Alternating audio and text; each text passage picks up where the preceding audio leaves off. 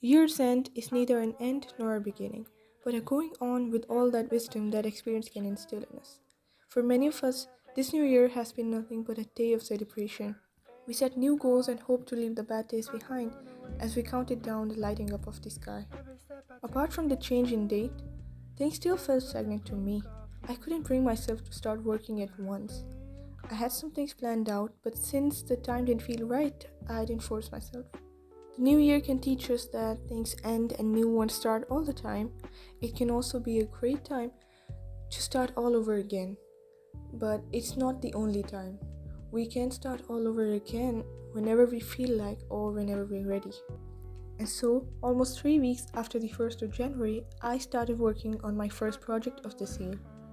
I started crocheting a few months ago, and since then I've only did small projects just to get the hang of it.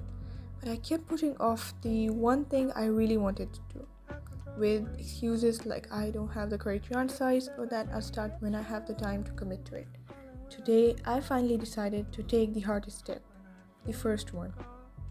Since I've looked up a lot of tutorials on how to crochet, I've been getting a lot of recommendations for that on my feed. Soon enough, I came across the famous Harry Styles cardigan, and that's when I knew exactly what I wanted to make, a patchwork cardigan.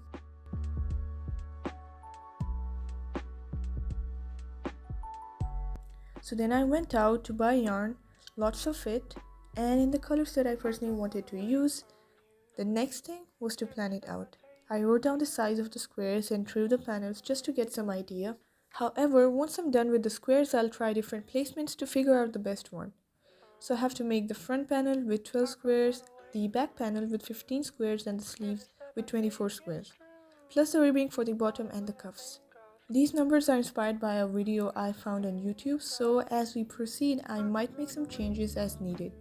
So I was sick last night and I couldn't sleep well, and then I ended up redesigning the whole cardigan so that now instead of 3 colors it's gonna have 4, because the pink color I actually bought it for the ribbing, but I thought it would look pretty if I actually made the squares and put it into the cardigan, because I really like the color. I think it really pops out with the white, and so I'm done with a lot of squares, but I still have a lot more. I also did some changes with the numbers of the squares on the arms, especially because I felt like for the original video that I saw, it might have been a difference with the size of the squares, but the ones that I made, if I added 4 columns to my arms, it would look too big, and I didn't want it that big, I didn't want it to like be crossing my hands and the ribbing to be like out of my fingers and stuff. So I wanted it to be around my wrist somewhere, right? So that's why I decreased it by 1. And yeah, so now this is the final template. This is still not like something that I am bound to work by. I can still like adjust and move things around and look for what looks best. Instead of making all the squares at once, I decided to work panel by panel so it's easier for me to visualize my project.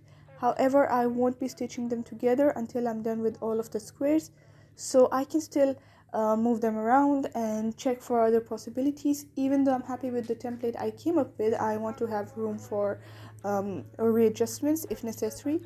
So I'll be starting with the front panel, which has only 12 squares, and I'm done with a lot actually, so I just have a few more to go. Crocheting a whole cardigan can be really time taking, and I'm aware it can take me from about 2 to 3 months, but I'm glad I took the first step and got that out of the way, so now it can be easier to continue it. And I will keep updating about the squares and the panels on my channel, so stay tuned for all the upcoming parts, and till then, take care.